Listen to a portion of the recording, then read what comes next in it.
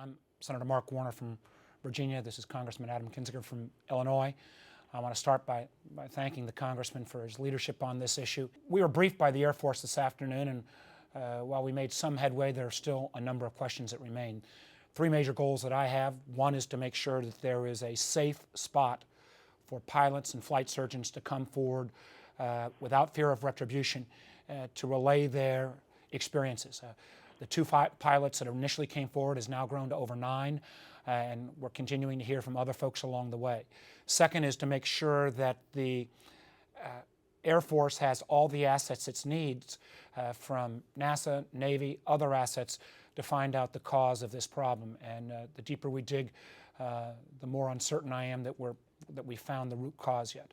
And third is that those, particularly the two pilots that have came forward already, one which now has a letter of reprimand hanging over his head, that there's no retribution. And again, we've got to get that resolved. Well, and I thank the Senator also for his leadership on this issue. It's a very serious situation for the future of our country. Both the Senator and I believe in this aircraft. We believe it is essential to the national defense of the United States. We have grave concerns because it took two brave pilots really to make a decision that a lot of people aren't willing to make, to come forward and say, hey, look, we have concerns. We love this aircraft, but it needs fixed. And thankfully for the two pilots, they did. So we have a lot of questions that still need answered. We are very confident that the Air Force will work with us to get those questions answered. We sure hope so.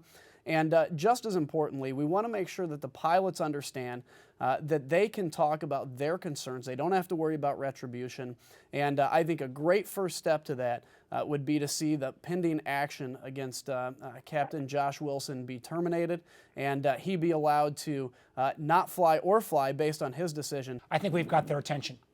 And I think the full force of the Air Force and now NASA, Navy, and others will help us get to the bottom of this.